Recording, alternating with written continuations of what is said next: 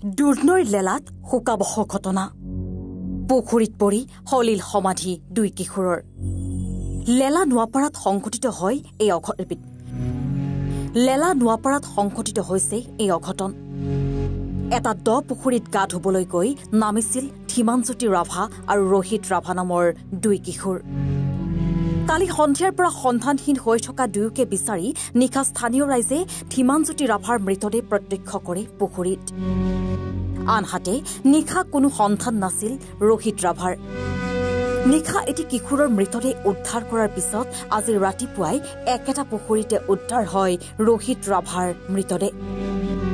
পুৱাৰ ভাগতে SDRFে উদ্ধাৰ কৰে মৃতদেহটো মৃত দুই কিশোৰ অষ্টম শ্ৰেণীৰ ছাত্ৰ আছিল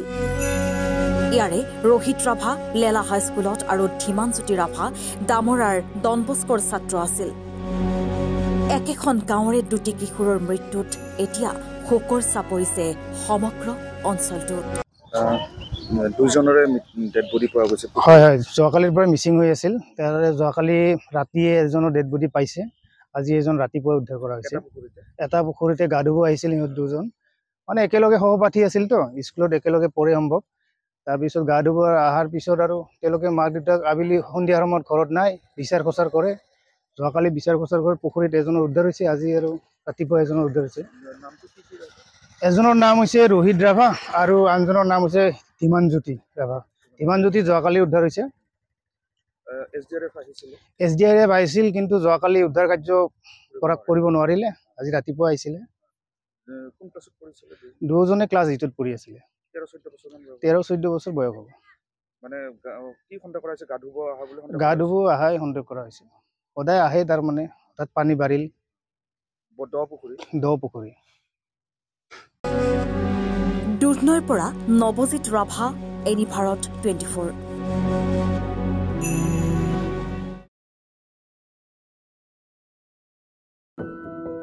এনি ভাৰত 24ৰ প্ৰথম প্ৰয়াস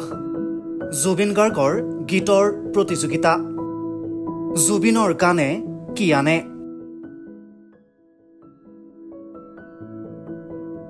অডিশ্যনৰ বাবে যোগাযোগ কৰক 8638661821 আৰু 8812831556 নম্বৰত এনি ভাৰত 24 উদ্যোগত এটা নতুন সংগীতৰ প্ৰতিযোগিতা আয়োজন কৰা হৈছে য'ত মোৰ গানৰ প্ৰতিযোগিতা হ'ব আপোনালোকে তাত প্ৰতিযোগী হিচাপে আহিবলৈ পাৰিব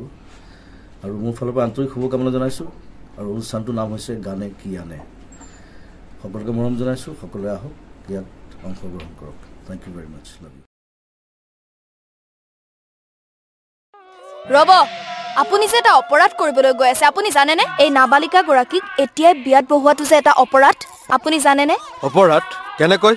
মোৰ ছোৱালী মোৰ কথা তুমি যিয়েই নোকোৱা ভূঞা 18 বছৰৰ তলৰ যিকোনো কন্যা সন্তানৰ বিয়া দিলেই আইনগতভাৱে এক দণ্ডনীয় অপৰাধ বিয়া দিয়াজন যিমান দায়ী বিয়া পতাজনো সমানে দায়ী এতিয়া তাই পঢ়া শুনা কৰাৰ বয়স খেলা ধূলা কৰাৰ বয়স তাই খেলিবলৈ দিয়ক পঢ়িবলৈ দিয়ক আৰু চাব এদিন আপুনি তাইক লৈ গৌৰৱ অনুভৱ কৰিব পাৰিব এতিয়াই তাইক সংসাৰৰ বোজা দি তাইৰ ভৱিষ্যত জীৱনটো অন্ধকাৰ কৰাৰ অধিকাৰ তোমাৰ জানো আছে মোৰ ভুল হৈ গ'ল মাজনী মোক ক্ষমা কৰিবা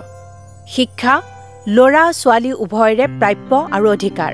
আপোনাৰ কন্যা সন্তানক তাইৰ এই প্ৰাপ্যৰ পৰা বঞ্চিত নকৰাব বাল্য বিবাহ ভাৰতীয় আইনৰ দ্বাৰা বিহিত এক দণ্ডনীয় অপৰাধ এনে অপৰাধ কৰি আপোনাৰ কন্যা সন্তানৰ ভৱিষ্যত অন্ধকাৰৰ মাজলৈ ঠেলি নিদিব